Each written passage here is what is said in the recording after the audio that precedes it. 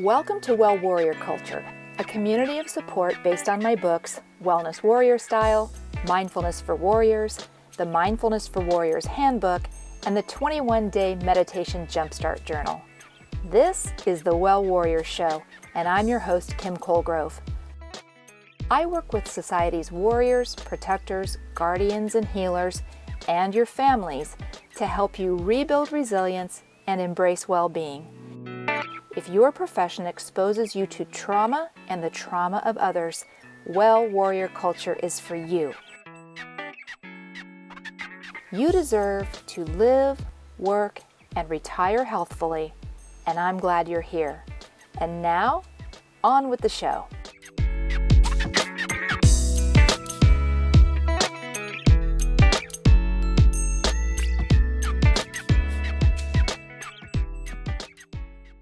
Hello, Rachel, and welcome to the Well Warrior Show. I'm really happy you're here. I've been looking forward to talking to you because this is my first conversation with a first responder spouse. And I think this is a really, really important conversation, and I hope to have more of these down the road.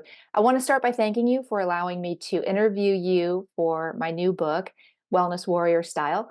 I interviewed both you and your husband in the segment called The Other Warriors. And this is where I talk about spouses and families and also retirees, some of the people that get left out of this conversation. So there are a couple of things from your interview that I want to hit on today. But first, will you take a minute and tell us a little bit about yourself and your background, and then we'll jump in. Sure. Thank you, Kim. And I didn't know I was your first. So I really appreciate that. And truly am honored to have this conversation. It means a lot to me. So I'm glad to be here. Thanks for being here. You're welcome. So I'll just tell a little bit about my background professionally and stuff too. And I've been a licensed counselor since 2014, which was around the same time that I met Jeremy. I met Jeremy pretty early in my career, actually. I was still working and I was doing some ministry at a small, Catholic church here in Kansas City, Missouri. And so I met him while I was kind of doing both things, and then eventually transitioned entirely into the mental health field. And so I've been doing counseling since then. In 2015, that's really kind of when I started working with first responders and veterans more heavily. And it kind of just continued to progress. I just kind of found my love and passion for those populations, and it just progressed into what it is now, which that's where primarily the work that I'm doing in private practice and nonprofit work. Most of your clients are first responders and veterans? Are. Yes, yes, yeah. So the only civilians I have on my caseload are actually a couple spouses. But because honestly, to be truthful, I don't take on a lot of spouses because of my own experience. And so I know how it kind of activates and triggers me differently. And I feel like I can still support and help the spouses by helping their veteran or first responder, and then just kind of help to transition things from sessions to home. That makes so much sense. And I love that level of self-awareness, because I think a lot of helper type people would push through that to give the help. Yes. Right. But we got to protect and take care of ourselves as well. Yeah. Yeah. Yeah. And I definitely pushed, I tend to power through and push through. And I've learned that the hard way of the toll that takes on me. So, but yeah. So my entire practice, veterans, first responders, and then a couple spouses. I guess we should mention, I haven't said this yet, that your husband, Jeremy, is a firefighter. Yes. Yeah. And, I loved my favorite thing about my interview with the two of you together in the book was how honest both of you were. Mm-hmm. And I mean, I find that with everybody who's willing to do these interviews when for the book or for these videos and audios is I've just found people that, one, are great storytellers, and two, are willing to be open, honest, and vulnerable. And that's what helps people. Like, that's what moves the needle. Absolutely. So today, I'm hoping that first responder and veteran professionals, the professional, will listen to this, but I'm really hoping that spouses will tune into this and listen to your story, because what you and I both know is way too many spouses are suffering in silence. Yeah. Just dealing with a lot of fallout primarily from the job, Mhm. and they don't know what to do with that fallout. And so they keep it to themselves and they don't tell people, what's going on. But what you and I know, and this is the truth, and I want people to understand, this is very common. Yeah. And keeping it to ourselves and not speaking about it isn't helping anybody. Mhm. So mental and emotional issues are prevalent. Mhm. uh, Addiction and alcoholism or alcohol abuse or substance abuse, prevalent. Mhm. Domestic issues, domestic violence, prevalent. And so I just want people to hear that this is common. It doesn't mean it's okay, Right. but Right. I want for people to get brave and start to address this so they can get to a better place rather than what spouses and generations before us would do, which is just live with it, suffer in Mhm. silence, for the rest of your life, the rest of your marriage. So Right. anyway, thank Right. you. Yeah. Thank you for your honesty Absolutely. and your openness. And same thing with Jeremy. And I do hope to interview you guys together sometime down the line because I really feel like a lot of marriages could have been and can be saved Mhm. with some education, information, awareness, and if the rest of us who have kind of come out the other end start to be more honest.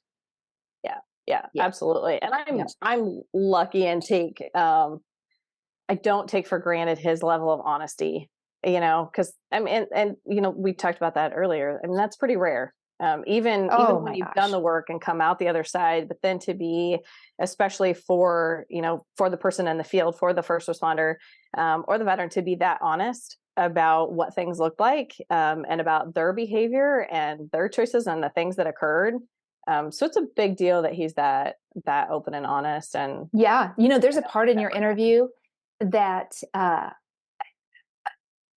it was early in the interview when we were all three talking, and you started to explain about those rough times, Mhm. and you like tiptoed into it. And I talk Mhm. about this in the book. You kind of tiptoed into it, and I could tell you were holding back. And then all of a sudden, Jeremy just jumped in there, and I don't remember exactly what he said, but he jumped in there and he said, like, I was drinking too much. I was not nice to her. I was a drunk asshole. Like, let's be honest. I Mhm. mean, he just jumped right in there. And I thought in the moment, wow, this is an adult human being taking responsibility for their actions. Mhm.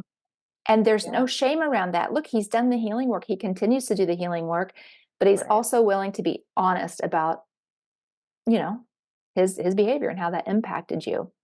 Right. So yeah, good. Yeah. It's all A big all deal. good stuff, and you guys are doing important work, and it's so important that you're willing to share your story.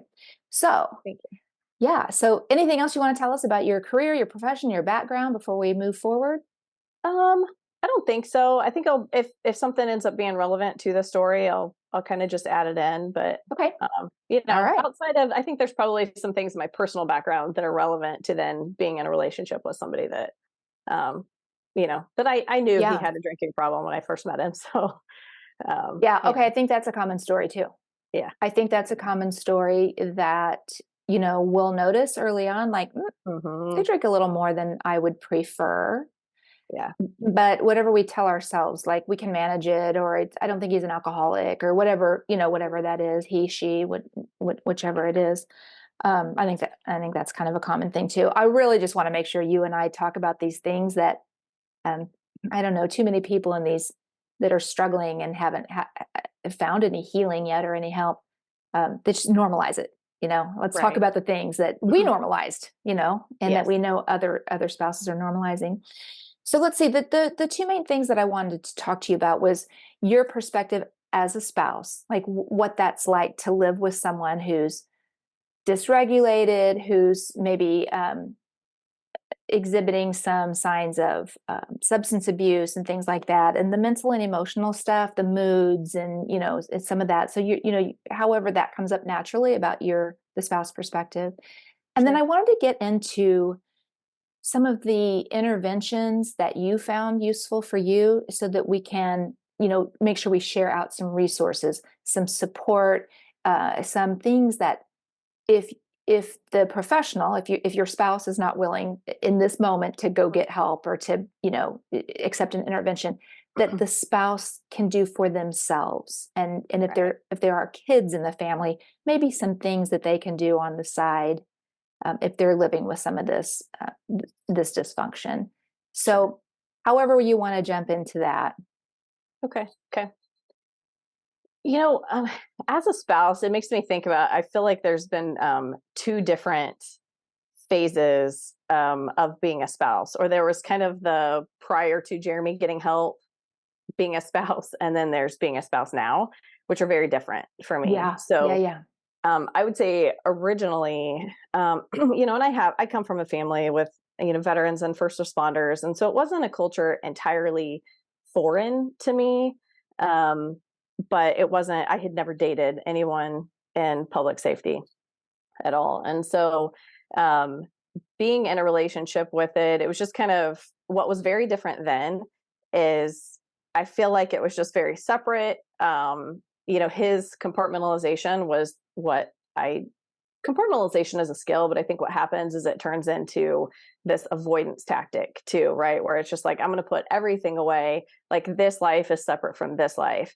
And his compartmentalizing like that, of keeping that life separate from home life, is also how he compartmentalized some of the things that he was doing, right? He was like, I can do this.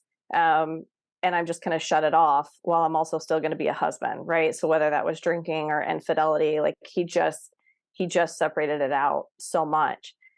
And it felt like that. Like it just felt like a life that was very separate.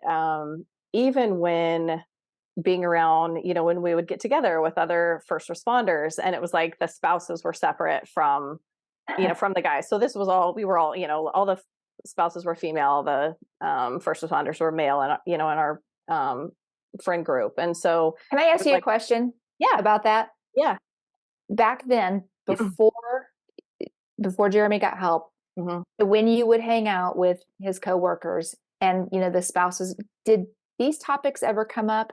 Did anybody ever tiptoe into or dip their toe in the water about like, hey, are you no, it's like a Right. society of secrecy, isn't it? Right. Very much. Very Yeah. much. It was surrounded. It's like so much would be surrounded around the fire service, and being spouses of that. And then even, because at this time there was a point where one of his friends was severely injured in a fire here in town. And there were a few that were killed and he was severely injured. And there, we were all aware of that, right? But like the guys would all separate and kind of do what they do, which tended to, especially for Jeremy, always involved alcohol. And then we women might maybe talk a little bit about it or kind of check in, but it really wasn't, even for me as a mental health professional at that point, I don't think I was aware enough of the mental health issues within public safety at all.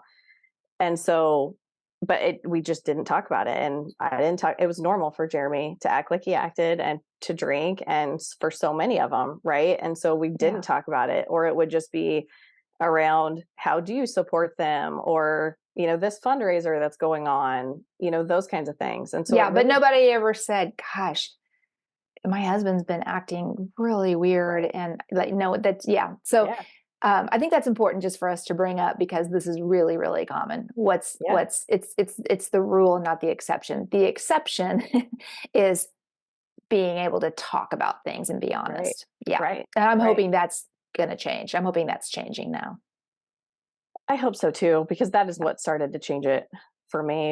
And I was embarrassed, right? Like I wouldn't have said it, especially working in the mental health field. I felt like I should know better, right? Like even I knew personally, because I grew up with a father that was an alcoholic. And so it was normal for me to be in a relationship with a man with alcohol, right? Yeah. But that was also embarrassing for me to admit. Like I've done therapy on and off my whole life, and I value it, and I'm in therapy. Um, but I felt like I should know better, right? And I should handle it differently, and I should know better, and I shouldn't allow myself to be treated this way. And so there was a lot that I didn't share of what was going on, you Yeah. know. And I think that's really common too. You and I have talked about this offline. I had some of those thoughts too. I shared about my husband and I and our relationship and when he would slip into those dark times in an article I wrote that was published in Police One magazine. And then I've also included that article in my books, just, just to share with other people. Not everybody was happy that I wrote about that. My mother-in-law was not thrilled, that I talked about that. Um, at first, just at first, I think she just felt like I was, airing my husband's dirty laundry after he had passed away. But what I realized in being honest was that as hard as it was for me to tell my story and to say anything negative about David at all, because, he was an amazing human being, and that ugliness was not at all who he was, Mhm. it was just like a shadow part of him that would, step forward when he had too much to drink or when he felt threatened, Yeah. Yeah. and but when I was honest about those times, it was embarrassing. And what I would think when we were going through a rough patch, and it wasn't daily, it wasn't weekly, it wasn't, but they were so impactful. And I would always like own it. I would think to myself, what is wrong with me that I continue to put up with this? Mhm. And I think that's really common too, like you saying, I'm in mental health. I should know better than this.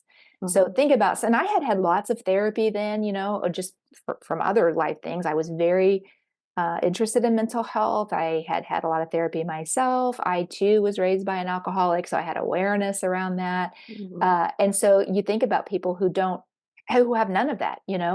Uh, I understood the impact of uh, uh, adverse childhood experiences and how that can play into your, well, you and I had that Yeah. awareness.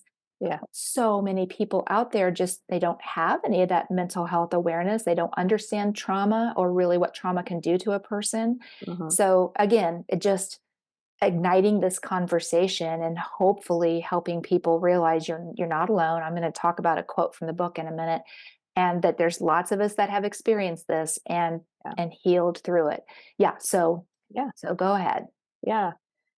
Well, and I think there's so many sides. It would be so much easier if, like, okay, if the person was just all bad all the time, right? Then we probably wouldn't even be in the relationship. Sure. But it's like you're in the relationship because it isn't there all the time, And sometimes, like with Jeremy, a lot of people didn't see the kind, soft side. He was very guarded, and could be very defensive, and that's oftentimes what people saw more than the kind, soft side. And so when people would be concerned about me, 'cause those closest to me and like my family would genuinely be concerned, like, "Are you okay? Does he hurt you?" And those were really embarrassing questions for me because it also made me feel incompetent or weak that somebody would even be concerned that I was allowing that to happen, right? And I know this stuff, but like, you're not objective when you're in the midst of it.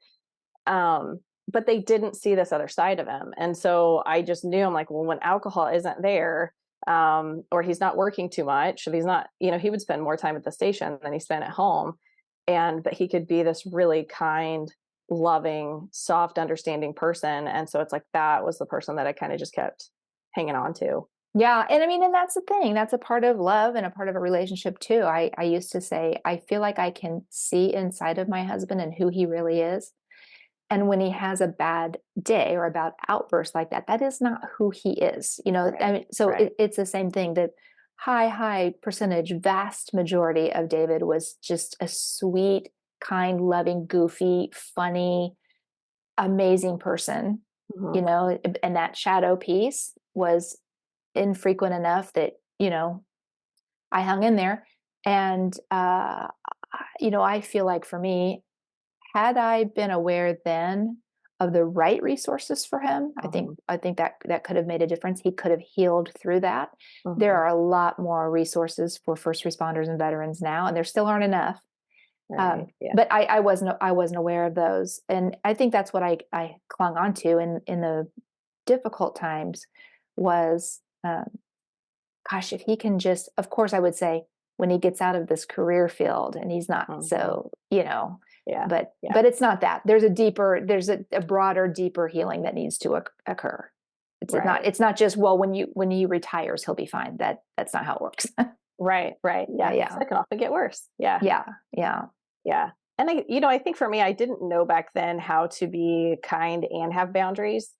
And so I think that Ah, that was something that I learned through this because I very much made excuses, right? And knowing like, well, it's stress or he's worked too much or he's drinking, right? And I didn't know how to like set and hold those boundaries, that this isn't okay, while also being kind, Yeah. like kind or compassionate to understanding like what was going on for him, or even his personal history before he ever got into the fire service. But I think that was tended to be my nature. I was kind of the peacemaker in my family. It's not surprising that I would go into, ministry first and then counseling, that I would want to help people, or, help people heal. Um, but that was, so this experience changed me profoundly too, in really positive ways. But yeah, I didn't know how to do both, how to set boundaries with them and be kind. Yeah, that's a tough one. That's a tough one for most for the healthiest, most educated Mhm. person. That's really a hard one, especially with the people that you love. The people Mhm. that you love. Like, we'll tolerate a lot from the people we love because we know who they really are. Mhm. So without going into the whole entire story, let's just touch a little bit on kind of the breaking point around your relationship.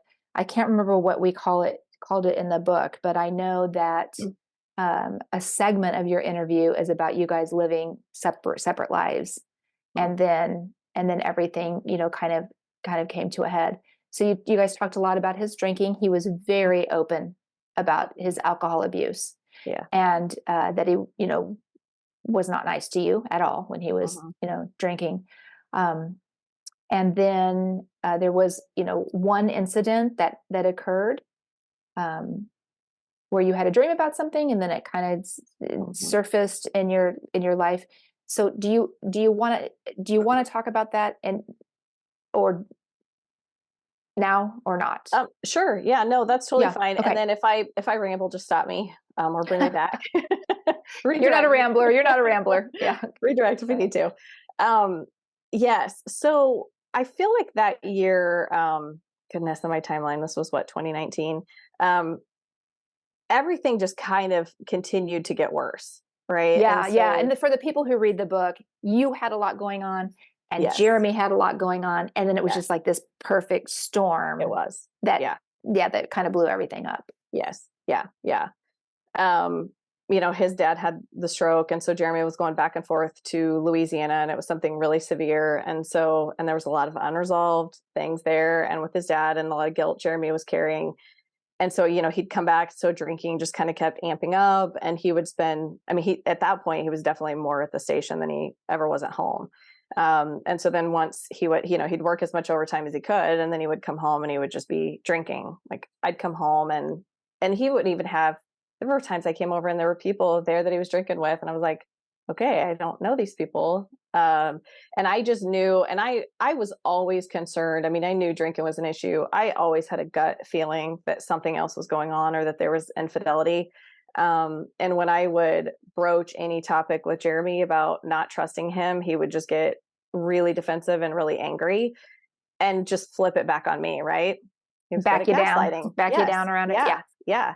And so I learned to also not push him. I started to just get worried about either making his drinking worse, or getting concerned about, things like suicide risk.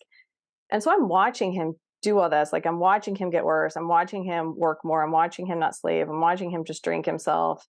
And I would try to talk to him, and I'd say, this genuinely concerns me. And I've lost people personally and professionally in my life to suicide.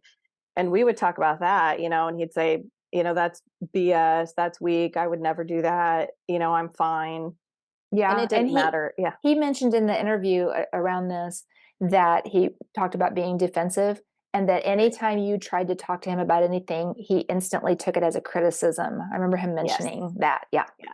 Yeah. Yeah. Definitely. So it was not fun. It was not Yeah. pretty.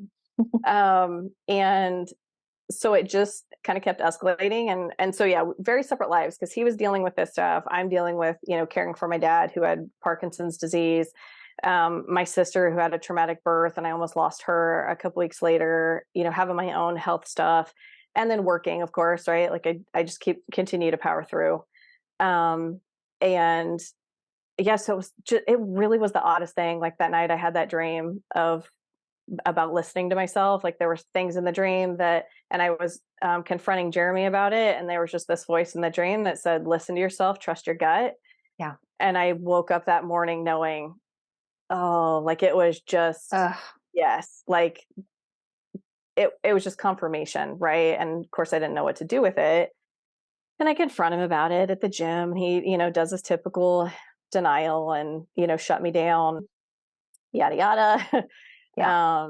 And then, it just goes from there. So I actually had a meeting that morning that I went to attend, um, which was, it's all just kind of interesting how things happen and how people come into your life. Because that meeting was with Sean Moore she was the founder, or she is the founder and director of Caregivers on the Home Front, which is now Yeah. Operation Frontline Families. That's a resource we're going to make sure we give out before we Yes. wrap up today. Caregivers on the Home Front, and she's converted it now to what? Repeat that. No, sorry, Operation Frontline Families. Operation Frontline Families. Yeah, when we'll come back to that before we Definitely. wrap up Yeah. today. Yeah. So it was kind of just serendipitous that it would be her, because this is why she created that nonprofit. And she Yeah. knows what it's like to be a spouse of someone suffering with, addictions and PTSD. Um, and so then I was just completely honest with her, about what was going on. And we talked for a bit, and, I mean, the agreement was like, okay, I got to go home and kind of face this and deal with it. And, um, when I got home, that's kind of just when everything went down. You had an argument with your husband that evening, and you were going to leave. You were going to leave the house just to Mhm. clear your head and get away from the argument. And he was in the other room. And as you were, I think you were just getting ready to walk out the door, you Mhm. heard him racking a gun. Yeah. Yeah. Yeah. And so he, had you left, his plan was to take his own life. Yes. Yeah. Yeah. And you intervened and stopped that. And I'm going to tell you something, not just you, but I just want to say this out loud. I think we would be shocked to know the number of people who have dealt with a spouse that has threatened or attempted suicide, Mhm. and that that the spouse has had to intervene, Mhm. or yeah, it's really common. Mhm. I think threats of it are common. Mhm. Um, and a lot of people in these populations have firearms, Right. so Right. it's extremely doable Right. for first responders. So that evening, and you realizing that your husband was, at least in that moment, suicidal, Mhm. and everything that culminated that evening, you used a term uh, called um, why can I Oh, what not he think was of it? like decompensating? Yeah, decompensating. Yeah. And Yeah. that's another thing too for people who live with someone who's struggling with mental and emotional issues. When someone goes into that decompensation, they are almost completely lose touch with reality, right? You want to speak a Mhm. little bit to that? Sure. Um, yeah, and I knew clinically what that Yeah. looked like, right? Or kind of just theoretically. And I had seen a bit of that in my office, right? Where somebody is just really starting to kind of shut down, and there may be dissociation where they're just not quite there, not present. Um, Seeing it in person. And what that experience was like for me is, I'm standing in there and I'm in the kitchen and talking to Jeremy, and he's there and he's present, but he's in this space of denial, right? Like he's just denying. And then all of a sudden it just starts to shift, and it's almost as if the reality of the situation, like he was just trapped. Like there was no getting out of it this time. The reality of it was hitting him. And I'm like, I have everything, like this is what I'm going, like, I have everything. Like, how can you deny this? Um, and I just remember him getting quiet and grabbing his head, going, I can't lose you. I can't lose you. I can't lose you. And he's just not there anymore. Like he's not Yeah. there. He's not present. I'm like, oh, and I can just feel it. Like you could just feel the energy in the room shift. And I wasn't thinking suicide at that point at all, right? I was just like, Yeah. I've got to get out of here. Like I was just getting so livid. Um, and that's when I went to leave. Like he went down the hallway, and I never once thought about it, right? Like I know we have firearms in the house, but that's just not where my head was. It would be now with the level of exposure that I have, Of especially course. working with these populations. But um, and yeah, and so then at that point, when I heard it, when I was walking out the front door, and I ran down the hallway to just kind of tackle him, and get it back from him. At that point, he was completely just dissociated. So just not present, completely mute, not communicating at all. Um, and this is also where I felt stupid. I didn't realize there was a second firearm in the nightstand, and I'm going, I used to be really embarrassed about admitting that to people. So I left and then I hear him get another firearm. And at that point, I was just mad, right? Like, and Yeah. I was just mad and trying to talk to him. He's just not there at all. And so I remember, so this was actually in the morning. And so, which is actually a blessing because then I think I had access to people too, a little bit easier and I didn't have to Right, just right, right. Yeah. call 911. And I called a good friend of his who was also a firefighter. And this is why I love peer support because I knew I could call him and he could handle it and he could help me. Like I just like it was just a given, right? He would know what to do. Yeah. Can I pause you real quick right Yeah, there? I don't want you to yeah. lose your train of thought about contacting his fellow firefighter. Mhm. But you said something about it was in the morning, and so you could reach people instead of calling 911. So if we could just Yeah, pause here and touch yeah. on the fact that a lot of people will not seek help and won't call 911 even when they're in a crisis, maybe in their own home and they're afraid and they feel like it's the right thing to do for an intervention for the person who might be um, unraveling in front of their eyes. It's Mhm. huge in the law enforcement world that there's Yeah. this constant, everyone in the household is aware that the law enforcement professional cannot get in any kind of trouble at all. They Mhm. cannot have 911 called. They cannot get in any alcohol related trouble. No one that they work with can know that there's any problems because there's constant fear of being demoted or dismissed or losing your badge and gun. But this is also prevalent across all of these first responder professions. Of course, you are 911. You certainly do not want for 911 to be called because of you, right? And Mhm. so that I don't even know how to really talk about that, but I know that that fear probably prevents people from calling for help sometimes.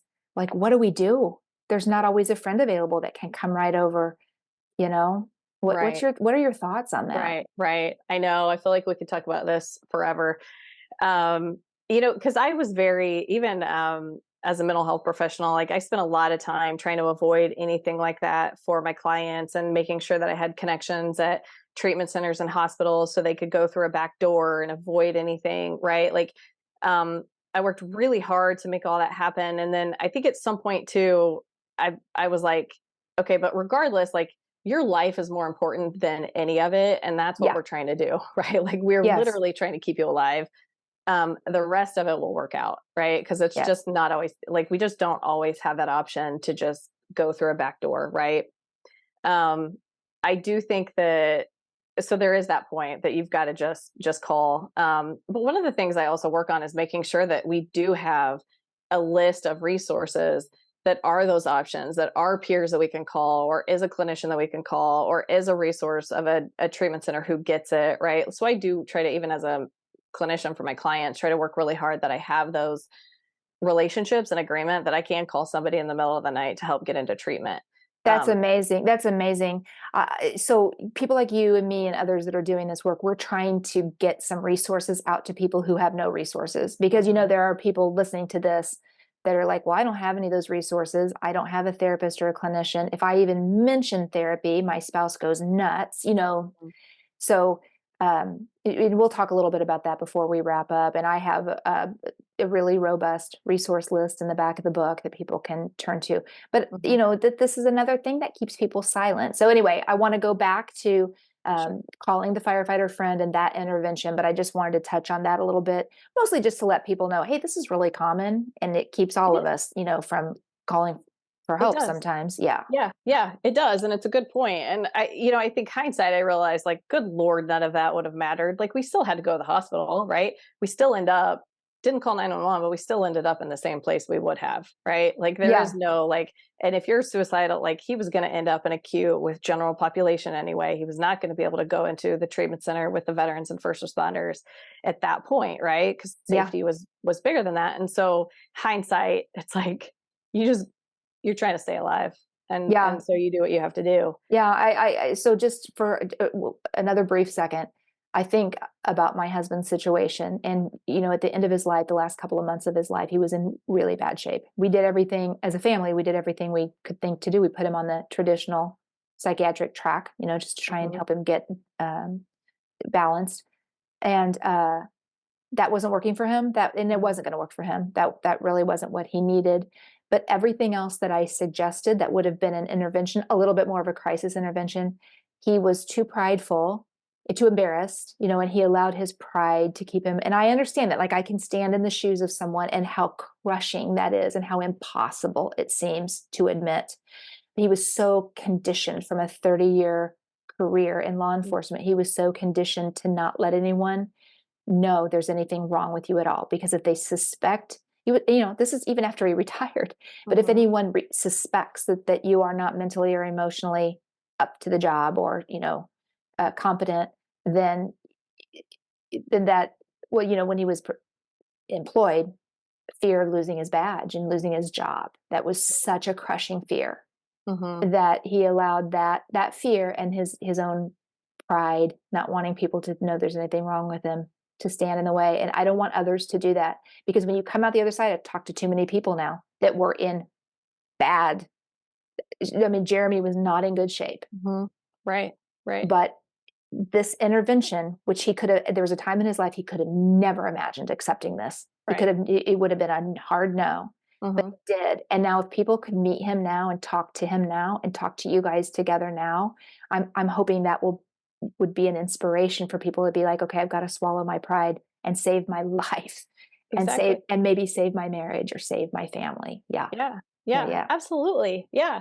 Because you're more like, by not getting the help, you're more likely to lose your job, lose your family, lose your life than if you did.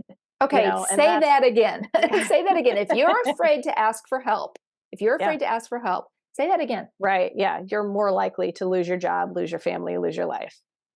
And Oh I my think, gosh, that's the quote of the day. yeah, and it's absolutely true. And I think that we've got to stop that stigma and that fear, and like continuing to spread that rumor, essentially, that if I get help, I'm gonna lose my job. Yep. So you got him into an emergency type of situation. There was no Yeah. pushback, and there was no pushback. He didn't give any pushback around that. And do you feel like that's because it was more peer led by his buddy? Um. So he was so out of it. I honestly don't even know if he had it in him. I think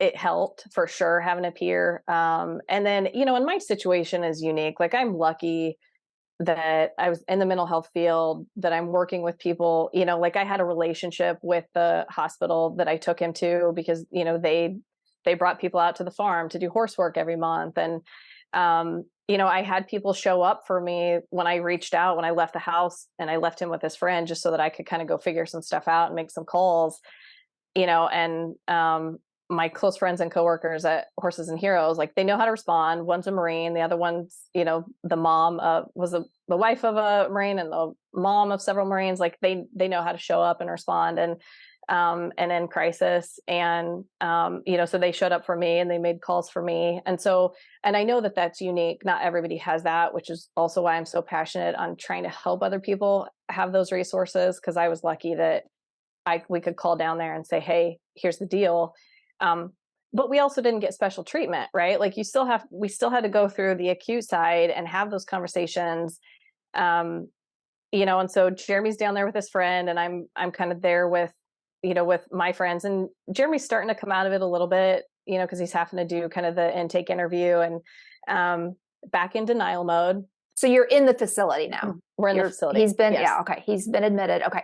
Yeah, yeah. Yeah. So we get him to the facility, doing the intake interview, and he's kind of just still in the space of denial. And why I'm even trying to confront him, I don't know, but I was, right. And I think one of the moments that was a really changing moment is they had to transport him from one to the next. Same hospital system, but they didn't have space in that acute center, so they had to take him to another town. And so the ambulance comes to transport him, right? This is embarrassing for him because this is his department. Yeah, Um, that's the fire trucks and the ambulances. Those have been his offices. yes, yes. So really embarrassing, humbling, humiliating for him. He's like, I just want to like let me walk to the ambulance, and they're like, when actually this may not have been. It may have been a different ambulance system. It may not have been his department. They're like, we can't. You've got to, we've got to put you on the cot, and you've got to write it. And I remember how humiliating that was for him. And there was a moment that I looked at him, and I just saw the humanity. I just saw the human completely humiliated and humbled. And I was able to just kind of look past everything and just see like there's still this person that I love, and I want them to be okay, and I want them to be alive. Um, and so, I think I hugged him and told him I love him, and he got in the ambulance, and then I didn't see him again, maybe for a day or so to take some items up to him um, at the Yeah. NICU. And yeah, So that was, he went on his own. Did a friend go with him? Was a friend there uh, during the mm-mm, No. So he no. was he Yeah. was So he took me home. yeah, yeah, yeah. Um and there's a whole lot more to the story. We could spend hours, but Jeremy stayed in the treatment. He did the entire treatment. Hmm. And, per his own interview, he said it saved his life. Hmm. It completely turned everything around. He stopped drinking, and that was the beginning of um, a true healing path for him. And I remember he said something like when he completed that treatment, he knew he was much better, but he wasn't quite there yet. Hmm. And so I asked him like what he did afterwards. He went into therapy and what he continues to do. And that's all very helpful and they can read that part in the book. That's all very helpful for first responders who are going through any phase of this, whether they've not asked for help yet or, they Yeah. finally decided to ask for help. So it's really helpful to hear what your peers have done. I think Hmm. it gives you a lot of suggestions and ideas, and it also gives a permission structure Definitely. for Yeah. these people who traditionally really wouldn't be open to mental health interventions or uh, a lot of the things that Jeremy did. Right. But it does give Yeah. a permission structure like, oh, okay, well, he's a firefighter too. And, he did that. Maybe I can try that too. Hmm. But I want to kind of step out of Jeremy's story for a minute if we Yeah. can. Yeah. And I'd like to flash forward and just kind of touch on he did the treatment. You guys both did, counseling and work together as a couple. Hmm. And over time, you managed to heal your marriage and heal your relationship. You're still married, stronger, better, way better, than Hmm. it was before. But I'd like to flash forward now to um, he's in a much better place. You guys are in a good place, and he's on that healing path. And then I don't remember the details, but one day, just in a conversation, he tells you it's his day off, I think, and he tells you that he and a friend are going to go to the shooting range. Can you pick up from there? Because I want to focus a little bit on your trauma from this Sure. situation. Sure. Yeah. And before I go there, is it okay? And I'm totally digressing. Is it okay if I go back to something that I think I Yeah, would want please, spouses to hear? Okay. please. And then we'll go back forward because that was a really pivotal time for me. So a couple of the things that were helpful, like obviously being able to see the humanity of the person, but what Jeremy did keep doing was being honest. Even like that whole week in acute, it took a lot of time for him to continue to be honest, right, and open up more and more until all of the truth came out. Um, but for me to be able to see, like, okay, I see this person in shame, right, and I can meet them there. But that's also where I started to learn boundaries. That I could see this person in shame, and I'm not going to put him in more shame. But I also need boundaries. And I remember there was a time where they were going to release him from acute, and he was going to go into the treatment center for veterans and first responders, but they didn't have space, so they were going to send him home. And it was so profoundly hard for me to go to that hospital and say, please don't send him home. Yeah, yeah, Because I had some fear. I didn't know who this person was. I didn't know potentially what he could do again if he came home less than 7 days later, 10 days later. And sitting there looking at him, and he looks at me and was like, you don't want me to come home, do you? And it was very sincere, and he was genuinely sad and hurting. And for me to set that boundary was huge. And I genuinely asked them, I was like, please, like, is there something we can do to not send him home? That I'm not comfortable. And they did their work, and the social workers listened, and they heard me, and they did their work, and were able to just hold enough space for him to go straight into treatment. And I just think that that's huge, like to be able to ask, like, even when somebody is hurting, and you know this person is hurting, but to find the space to also care for yourself, right? Yeah. Because the hospital sucks, Oh, but they're safe there, right? Like they're safe there, yes. you are safe there. It gives you space to decompress. And so that was a big deal. I think that was the first big boundary that I set, which was really important because I think that that just kind of paved the way for me to continue to listen to my own voice Man, and that for is it to a be really heard. important step you took and a really difficult, Yeah. a really hard thing to do. And I think there are more people who wouldn't be able to take that step. But man, that's an important thing for people to hear. We as spouses, as you know, especially if we lean towards being nurturers, caretakers, Mhm. fixers, problem solvers, things like that, we Mhm. tend to take on too much of other people's. It's just kind of like our nature. We have to Yeah. learn and train Mhm. ourselves not to take on everyone's everything and feel Right. like we're responsible for everyone's everything. Right. And when you love the person and it's hard to see them hurting, no matter how mad you are, what they've done to you, I think it's really easy to slip into like a codependent thing Mhm. where you know, you don't have the ability to. Not only do you never put yourself first, you don't even factor yourself in. You just kind Mhm. of default to whatever is best for them. So Right. yeah, that's huge. And I Yeah. feel like probably, I mean, who knows, but it might have been detrimental to your healing too had he come home Mhm. after just a week Mhm. because Definitely. he wasn't well. He wasn't Right. well yet. Yeah. Right. Right. Yeah. Yeah. Yeah. Thank you Exactly. for Yeah. bringing that Giving up. it the That's a space. Yeah, thank you for bringing that up. Well, thank you for letting me go back. So now I'll jump. I'll go back forward. Um, so this was probably about 6 months after the incident. And of course, I do what most of us do, right? I just go back to life. I power through. My dad, I think my dad maybe was out of rehab at that point. So I'm kind of back to taking care of my dad, helping with my sister and the baby, and just working, Full right? workload, Yes. full Yeah. workload along Full with all that, workload. Yes. All trauma work, right? and Like, trying to heal your marriage. yes. All Yes. this occurring at one time. Right. Yes. All the things all at the same time. And I don't think I had even started with therapy for myself at that point. Like I was still just trying to make sense of it all. Like I had a lot of clinicians who are friends, and so I'm constantly like talking and processing with people. Um, but there were a couple points. So there was one time that was really pivotal to me where I realized like maybe I'm not okay. And when I reached out to a counselor, and I was babysitting my nephew at that point. And so let's say this, he was born in April, and all of this occurred in the end of May. And I can't remember if Jeremy was still in treatment at that point or if he was home. He might have still been in treatment.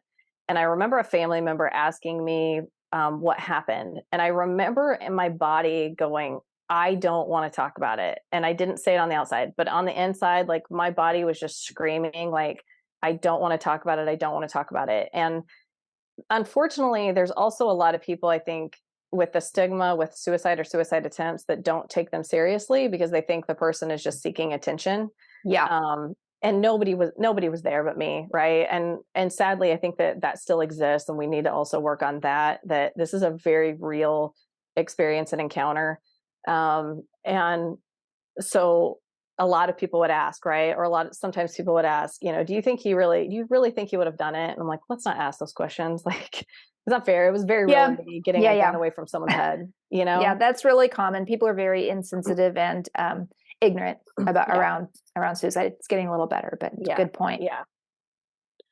And so I continued to talk about it even when I didn't want to. And so this is Yeah. something I'm very mindful of with people. Like we have this tendency to like share more than we genuinely want to share. And so I really try to make sure that people are checking in with themselves and not talking about things when they don't want to. Um, and so I just remember my body just kind of screaming, like, don't talk about it, don't talk about it. And I did, right? I tell the story. I kind of explain, the person leaves, and I'm watching my little nephew, And that was my first experience of dissociation. And I just remember not feeling like I was there and feeling this immense amount of fear that something was going to happen to that baby, that I was going to like drop him, that I was going to lose control of my body, that I wasn't there to protect him and keep him safe. Um, and and that was a point for me where I'm like, ooh, I need help. Like, this is not a good feeling. Like, this really scared me that I just wasn't there and I was somehow going to accidentally hurt this baby.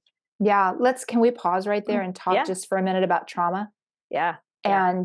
and how so what happened was you started to talk about the story, Mhm. and so you as you remembered the story and verbalized it, your body threw up all the same feelings that you were Mhm. having when you were in the middle of the trauma, experiencing the trauma, because our brains can't discern between an actual in the moment trauma Mhm. and a perceived threat or trauma, or the Right. retelling or the remembering of a trauma. Our brains can't discern.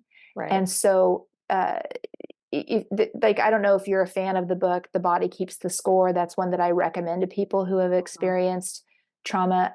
There's another one called What Happened to You. Mhm. But trauma, and you can speak to this much more No, articulately you're than doing I can, beautifully. but Yeah. it's No, you're how doing well. trauma gets trapped in our body. And Mhm. then when it's triggered, and we don't ever usually get to plan when it's triggered. Right. Exactly. Yeah. Usually it'll get triggered.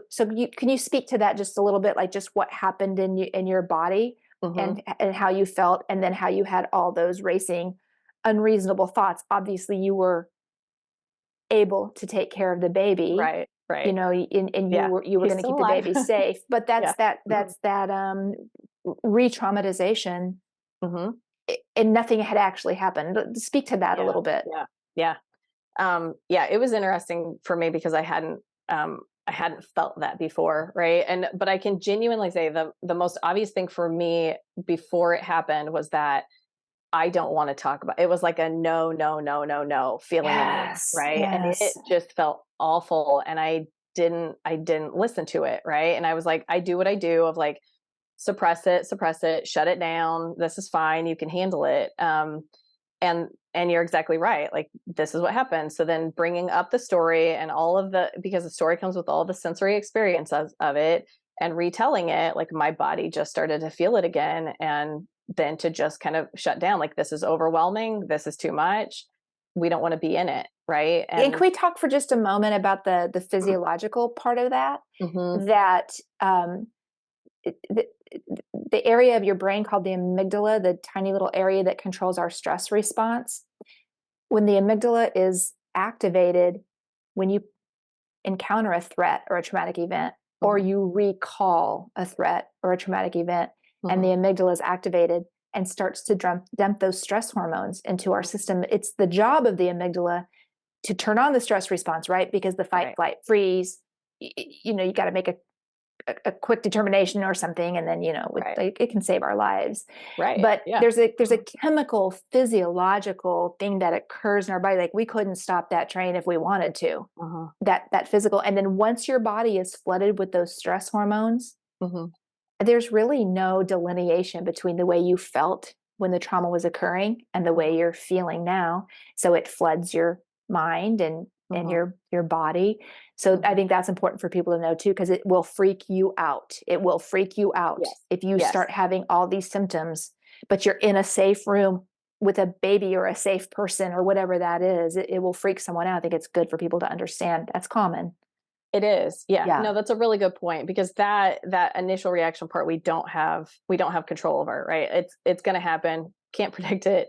Yeah. What I think was a strength for me in that moment is because of knowing some of this stuff, right? And being prepared for it, having even though I hadn't felt it before, having the language, like the ability to put the language to it that I was like, ooh, okay, I'm dissociating. Like, I can name this, right? Which meant that I could get my brain online because the part of my brain that can quiet down the amygdala, I needed to have that online so that I could notice, right? Like, I could be aware and mindful of, what this internal experience was. Yes, this is Um, why I want people to educate themselves about this, yeah. because what you did, and you have the language for it, but the average person would just, but what you did was you had the ability to shift yourself out of that amygdala stress response Mhm. into that prefrontal cortex executive functioning. Like you could make that shift, and you were cognizant of it, and you Mhm. can describe it.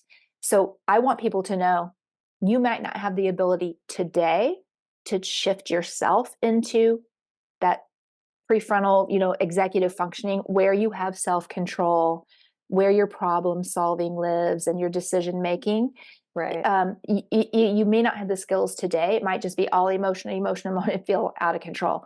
But there are skills and tools and therapies and interventions, and we're going to mention some before we wrap up, that people can start to use to help train themselves to make that shift that you were able to make. Mhm. So you could get into that executive functioning and like, okay, let me try and think as clearly as I can from this. Right. Yeah, Right. yeah. Right. Yeah. Yeah. So I was able to get myself back and present and grounded, and it wasn't 100%, right? But I was there enough, cognizant enough, aware enough to take care of that baby, right? And he was a huge grounding thing, right? I was like, this was a grounding tool right there that was just like, I want to be present for this little human that I love so Yes. much, right? Mm. And so that experience, and I think that's when I went ahead and reached out not too long after that to reach out to a counselor, um, to start, just kind of start talking about it and working on it. Um, and then the incident where, so I felt like I was doing pretty good, again, powering through. Like I was very aware though, there was just the amount of fatigue, and compassion fatigue and secondary trauma that I was experiencing in sessions. Um, I knew I wasn't entirely okay, but I just kind of, kept powering through. Um, and then Jeremy, so we were just driving, and this was at least 6 months after. And so we had no firearms or anything in the house at this point. And he just nonchalantly mentioned like his buddy, and it was his buddy that came that day. So it was his friend that showed up that day, Oh, I right? wasn't So, aware of that. Oh, that was a yeah, double whammy then. yeah, yeah. Same So people say, yeah. exactly, yes. And it happened like that. And I just remember being completely flooded. Um, and it was different than, it wasn't that checkout dissociation that I experienced that day. When I was watching my nephew, this was complete reactivation and like panic mode, panic attack. Like I was completely flooded. I was right back there that day. So Um, thrown viscerally, yes, physically into that stress response with all yes, the same bodily responses that occurred that day. yeah, Oh my yeah. gosh. So felt completely out of control. I remember Jeremy going, what can I do? And I'm just sitting there like I'm crying, I'm feeling all of it. I can't really put words to it. And I just remember like nothing. And I go, okay, I know this stuff. Like I know what's happening. I know I need to kind of quiet down, and I just need time, right? I just kind of had to write it out. And I wrote it out, and I think I emailed my counselor actually, like once I settled down, I was like, okay, I'm in trouble.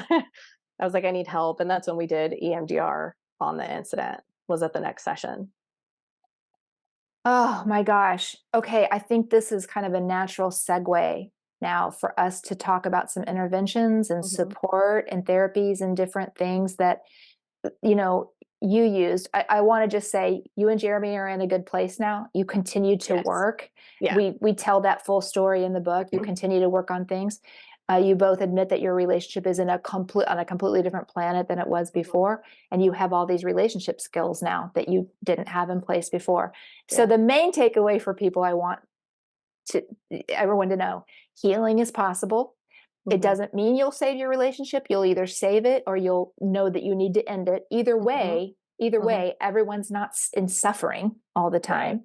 Right. But I do believe relationships can be healed if both, I think you spoke to this in the book, both of you were willing to do the work. That's the Yes. key. That's the Yeah. key. But Hmm. there was a time in Jeremy's life when you would have bet against it, when Hmm. he would not have been willing to do the work. So all this Absolutely. can change. Healing is possible. So let's shift now and talk a little bit about interventions and support, because if you can just list off what helped you. So obviously therapy And Yeah. then can you speak a little bit to EMDR? And then I also wanted you to touch on the stellate ganglion block, Hmm. if you Sure. would. Yeah. Sure. Okay. Yeah, because both of those were profoundly helpful in my healing. So, so outside of like official therapy or whatever, obviously like having a support system like that was huge for me, and that's what I needed originally when I wasn't ready to necessarily sit down in somebody's office and talk about it. But I had a tribe in my life that I could talk about it, right? So And you did then have people that you could be open and honest with. That yeah, yeah. yeah, So that's yeah, one thing that a lot of people probably don't have. right, Like right. how can we like what could we offer someone that like I just don't have anyone I can talk to? I think you have to be brave and find that one person. Surely you have a sibling or a best friend, or you have to find a support system of some kind.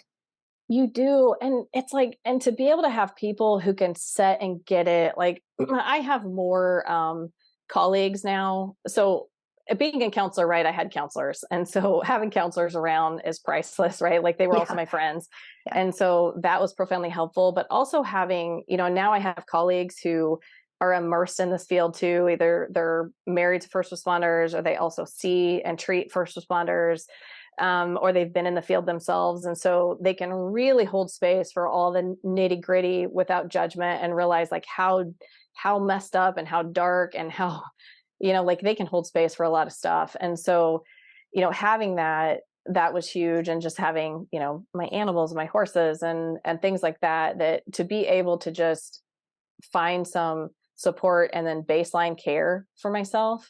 I had a doctor who was just genuinely kind, and listened and supportive, and so I think those things initially, and then when I realized like, hey, this isn't quite, and I worked in places with just really supportive human beings, and I know that that's not the case for everybody, right? Like I was Yeah. really blessed to have all of that. um but if there's one person, like we know that like across the board culturally, anywhere in the world, like if you do research on recovery after trauma, support is a universal need. Like we have got to have other human beings. And so being able to find somebody somewhere that can hold space for that, um and if it's not somebody in your personal life, then going ahead and getting a counselor, right? I Yeah. just wasn't at the point that I was ready for that until I realized I was kind of in trouble and I wasn't working through it myself. um, and so then EMDR was really helpful for me. So I actually, because of that experience, is when I then went to get trained in EMDR to become Will an you EMDR. explain that really quickly? What Yeah, what what the acronym stands for and kind of what the process is? sure. Yeah. So it stands for eye movement desensitization and reprocessing. And it's a trauma treatment that we have to help assist in processing traumatic memories. Which is, and it's this beautiful way of getting everything kind of just back online, um, and just working through the memory. So it's kind of assisting the brain and doing what it naturally has the capacity to do, whether it's during sleep and REM sleep, or just kind Mhm. of naturally how our brain can kind of work through and process things. But sometimes stuff just gets stuck. And so EMDR is one of those interventions that can help that unstuckness and just get that process moving so that we Awesome. can Yeah, file it away. I've interviewed a couple of dozen first responders and veterans now. Some have found that extremely helpful. Some Mhm. have found EMDR not helpful for them. So a point I want to make is it's an intervention that can help. I mean, you Mhm. might as well try it if you find a competent therapist that, Mhm. can offer that. Not everything's going to work for everybody. It's why I like to Right. give lots of resources. Okay, Yeah. so go ahead. Yeah. Thanks for that. Yeah. Absolutely. Yeah. So EMDR was helpful for me, and I actually did a combination. It was, the therapist I was seeing was an art therapist, and so we actually drew out the images as part of my EMDR processing before we Mm. did the dual attention or the bilateral stimulus. And so, that process was really interesting for me. And I remember at the end of that session going, okay, why did this work? Like, why do I feel better? Like, why does the memory not feel as big? It doesn't feel as triggering. Like, it After your just, first session, you yeah, noticed an improvement? yeah, That's amazing. yeah, Okay. yeah. And so I was like, okay, so maybe I do want to get trained in this, because I was kind of skeptical about it initially. Um, And so EMDR, so I've always been, since that point, with any of my therapists have continued to do EMDR. So it's helpful for me. And what else? What other interventions have you found useful for your trauma? So I also did neurofeedback, Okay. which Jeremy actually did neurofeedback first. I had a colleague of mine and she's amazing and sees some of my clients pro bono, actually, one at a time, which is huge. And so I get to send my clients to her for neurofeedback, which is essentially just, working with the brain waves. Like, they get out of whack with trauma and chronic stress. And so then it's just retraining them to just function more efficiently and the way that they should. And so Jeremy did that, actually, and it was really helpful for him. That was Yeah, one of he his speaks. interventions. Yeah, he speaks really Yeah. highly of that intervention. Yeah. Yeah, Yeah. in the book too. Yeah. It was great. And so that was one of the things I did. It was a couple years later, though, because I didn't do neurofeedback until after my dad passed. Um, and then the stellate ganglion block. So I would say those three interventions have been the most helpful for me. Yeah, I have one other person in this newest book that I interviewed that got that uh, stellate ganglion block, and Mhm. we took a deep dive into it. He really explained, what how it worked, what he went through. I believe he's had three at this point. So, is there anything about that you want to share about your experience with it? Can you just describe it or explain it Yeah. quickly for So anyone who doesn't know what that is? sure, sure. So it's an injection, and you can do two things, but essentially it's an injection of an anesthetic drug, and there's three different kinds. Most doctors use ropivacaine, and it lasts longer than, like, we all know about lidocaine, right? But ropivacaine lasts a little bit longer, and then there's a third one that's name escapes me right now. Um, so the protocol for PTSD is to just use that anesthetic and that injection into a cluster of nerves that stellate ganglion that are associated with the sympathetic nervous system. And so it just essentially it quiets them down. So, you put that kind of a drug, it's essentially almost like a nerve block, right? And so it's just kind of quieting down overactive nerves. So if you think about PTSD as also having this physiological overactive nervous system response, then the injection of those drugs to quiet it down is kind of like a reset. Into And that so, bundle of nerves, and that quiets yes, the stress response, the nervous yes, system. yeah, Okay. yeah. And you Okay. can do it also with a steroid. A lot of doctors for pain management and inflammation will do it with the anesthetic drug and then also a steroid to help with inflammation. So I have a lot of clients who kind of go back and forth. Um, but for me, I think I've had one with a steroid in it, but the other two I've had just for the, were with ropivacaine. So I do know from talking to Kenny, who's in this book with you, Mhm. about his experience. Um, he did notice an improvement with the first one, a, a, a profound improvement Mhm. with the first injection. Mhm. He did share with us that it doesn't last forever. That Mhm. you can go back and repeat it. Anything else that you found useful? And then once we kind of tick off the list of things that have helped you, let's just talk about your opinion of some other support resources, interventions that people might consider. Yeah. Um, therapeutically, those were the things, but I mean, at one point I did have to back off work, and that was just a Ah, reality check. And Jeremy was really supportive, and I remember him, being like, "Okay, this is your turn. Like, let me step up and help and kind of take care of you for a little bit." And so, because then I did have around the same time when it really just started to get bad for me, and I had a cousin that I grew up with. We're really close, and he was killed, and so it was just all too many things, yeah. and so so I did back off of work, and I focused more on the equine therapy that I do, and I just kind of got out of the office for a while, until I felt like I could go back and just kind of got myself back together a little bit more, and I could handle all the trauma work that I did. um and then really, I mean, reigniting, like, finding meaning and purpose in it is huge, right? Because it's a huge reason why I do what I do. And so it just reignited it, that and the love and the passion I have for this work. Like, if I I think if I couldn't do this work anymore, if I couldn't see these populations anymore, I probably wouldn't be a counselor anymore. I love it, and it feeds my soul, and that experience just really reignited that. And Yeah, so I'm with you on Jeremy. that for sure. Um, Early on in this journey of mine, after my husband died, and slowly stepped into working with first responders, I was at a conference, and a guy said to me, I love how you've turned a mess into a message. And I had never Oh, heard that's that. good. I had never heard that saying before. Yeah. But I think a slippery slope for some people is that altruism, that hero's high that helpers get. That there's a difference between taking your negative experience, taking that pain, and then transmuting it into something that you can give away or give out, or something that allows you to help a situation.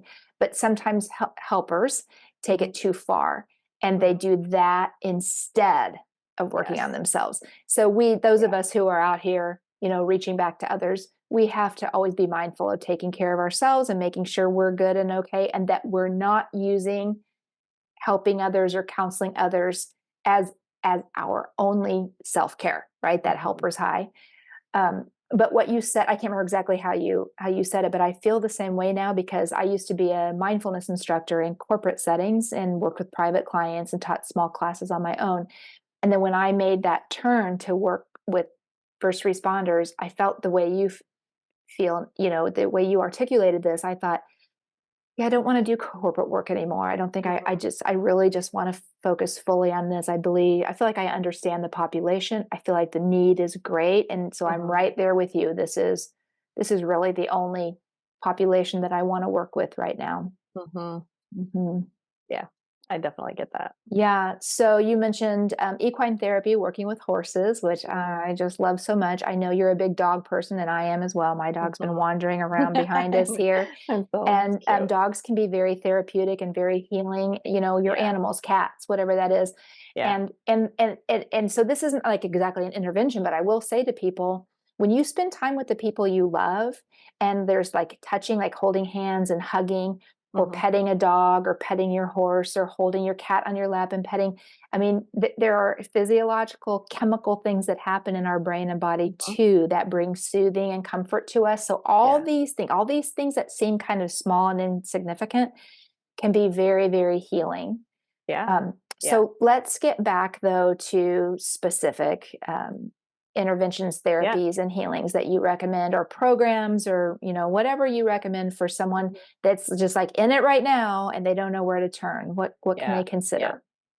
And I do want to add in, because I don't want it to sound like everything was like so easy for me by any chance, or that I handled it beautifully, right? Because I didn't, right? Like I would Yeah. like to say, like I didn't handle it always with grace. And but I think what was interesting, so I did track it, like those first couple of weeks after Jeremy's attempt at being in the hospital, I tracked my symptoms, because we tell everybody like, oh, 2 weeks, around 2 weeks, you should start to kind of come back to a baseline, 30 days. And then beyond that, if you're still struggling, let's get you some help. And so I knew that theoretically.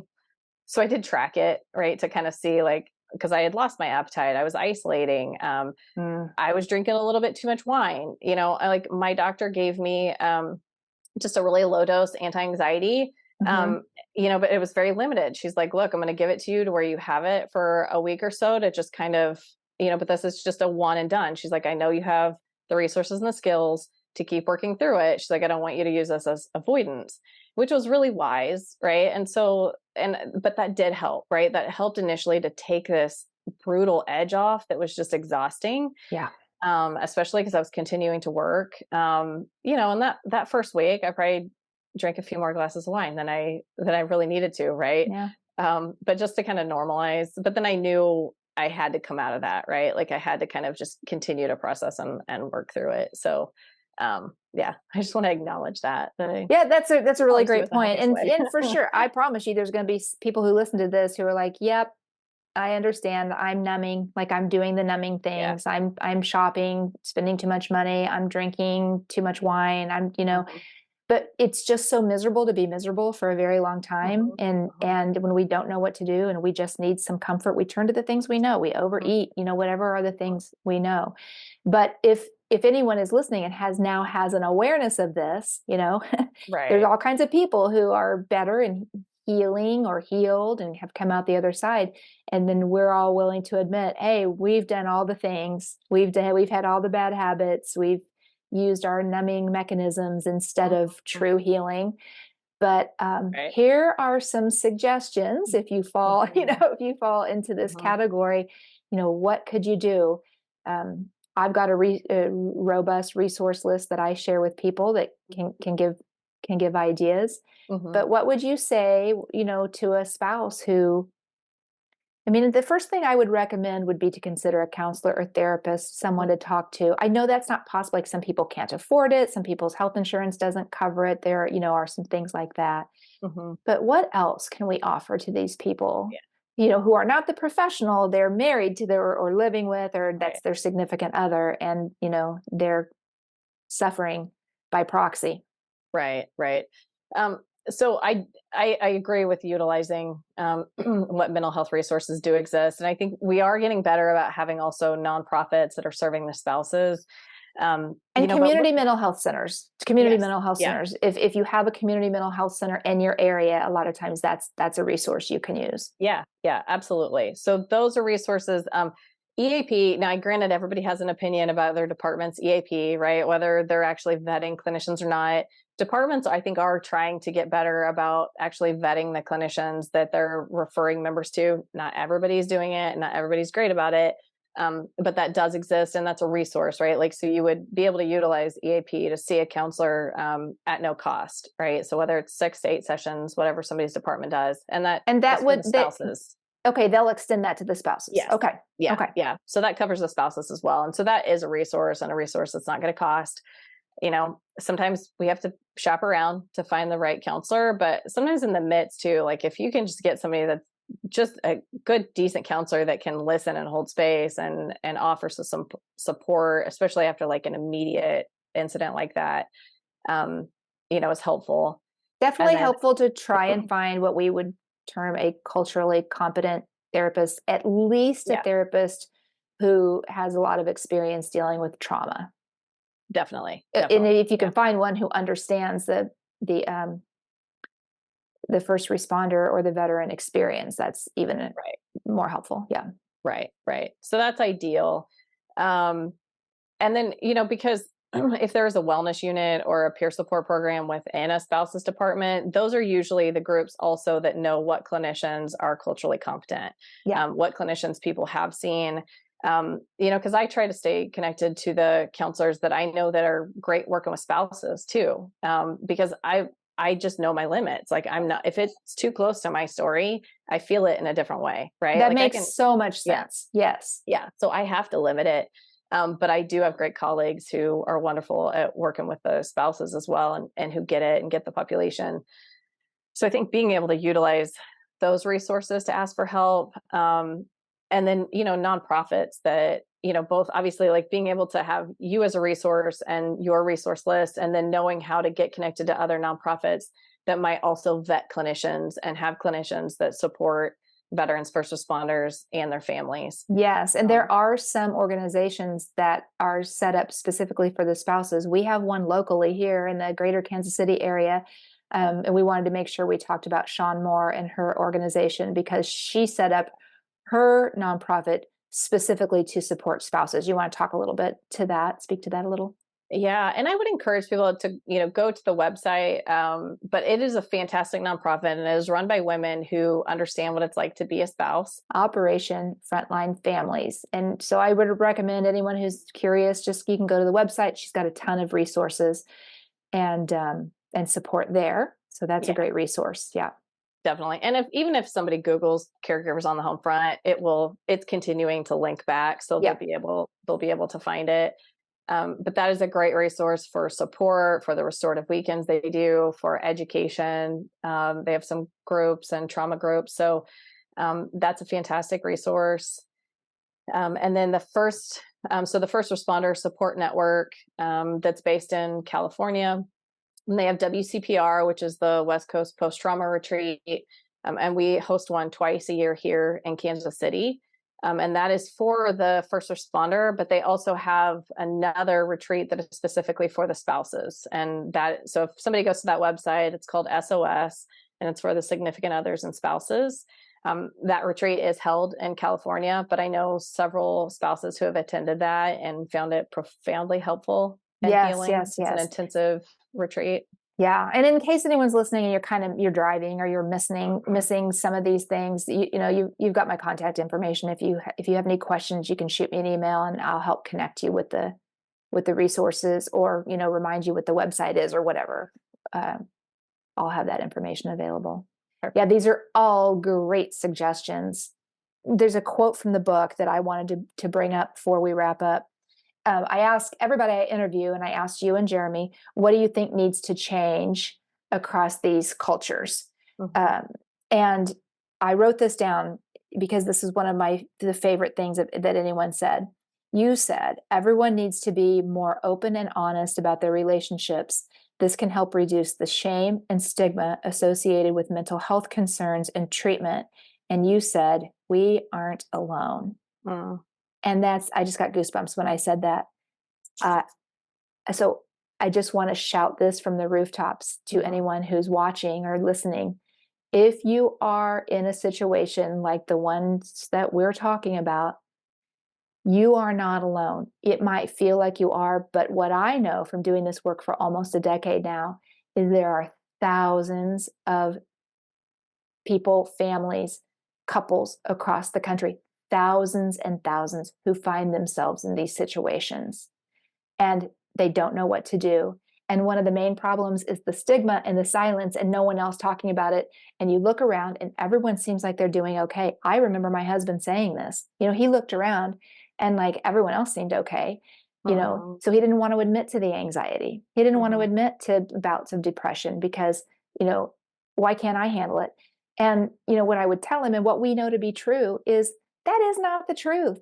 They come to work and they show you what they choose to show you at work. And typically they can always work. You don't know what's going on in their mind or their heart or their relationship or behind the closed door of their home. So if you are struggling in a relationship with this, you are not alone. And I think like if there's just one thing, one step that you would take, talk to someone. Talk to someone. The weight will start to come off if you can just start to talk about it and be honest about it. Yeah. Yeah, absolutely. Oh gosh, Rachel. Well, I appreciate your time so much. Thank you for everything, for the book, for spending this time with me on a Saturday morning when I'm sure there are others you'd like to be with your dogs and your horses and a cup of coffee. But I really appreciate you. Any closing thoughts or parting words before we say goodbye?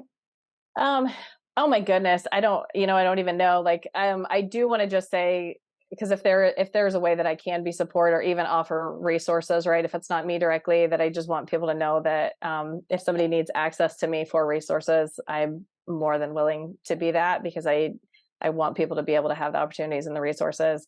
Okay. So if someone reaches out to me and they said, I really connected with Rachel's story, would it be okay to give them your email address? Yeah, absolutely. Absolutely. Great. Yes. Great. Yeah. Yeah. Thank you. And then the only other thing I think I would encourage, especially for the spouses and that are involved in any kind of groups or like auxiliary groups, like there's a place for auxiliary, and I know it's not going to be peer support, but I do think that we need something and need to be more aware of peer support for spouses, because we do need that space to like deal with the things and the fallout from incidences or even just the day-to-day life of being married to a first responder. And to be able to have the space to be honest, right? Where it's not just, it's important, the groups that support and do the fundraising and family events, and that's beautiful. And there's a need for that, but there is also a need for peer support for spouses. And so if anybody's out there doing those groups, to maybe just kind of consider, how else can we support like the mental health and the well-being and of the spouses in a confidential way, especially for those. That's the key. That's the key. Creating those confidential support groups or mechanisms, because all of us are afraid to say the truth. We don't want to get anyone in trouble. We don't, want to air our dirty laundry unless we know it's a safe space. And that can be tricky. It's tricky in the peer support world. I mean, not everybody always adheres to the parameters. But yeah, Right. such a great point. I'm hoping, Rachel, that in the next, let's say, 5 years, we start to see a lot more support for spouses cropping up. And it's one of the reasons that I'm starting this new area on Pause First Academy, this well warrior culture, is I want to create a space for spouses to come and even to learn support for their children. So I want to do Mhm. my best to kind of offer some simple, like kid level, you know, skills and tools or information and things Yeah. like that that parents can share. But I want to help turn up the volume on this conversation about spouses and Mhm. families. And I'm going to kick that off here. And I'm hoping that what you're talking about really starts to happen in the next few years. Because I mean, look back 10 years ago, everything you and Oh, I are right. aware of, it Yeah. didn't exist 10 years ago. It Right. wasn't It's thing. very true. Like me teaching firefighters and cops how to meditate, that wasn't happening really 10 years ago. And now it's very well accepted. It's, kind of happening across the country. So Mhm. this is possible. This is possible. And everyone will Absolutely. have my contact information. As Rachel said, she's willing to give out her email address. So if you something's sparked you here and you would like to connect with Rachel, just shoot me an email and I'll connect you directly with Rachel. And with that, I think we will kiss and cry and say goodbye. We'll do our wrap up. I appreciate you, Rachel. Thanks for your time. And I guess that's all for now. And I look forward to seeing you and Jeremy together in an Yes. interview sometime in the near future. Thank you. We would love that. Thank you for this opportunity and for what you're doing. It's a big Yeah. deal. So I appreciate you and the work you're doing. Thank you as well. You do amazing work in the world. All right, Rachel, enjoy the rest of your day. Thank you. Thank you, Yeah. Kim. You too. It Bye was good to bye. see you.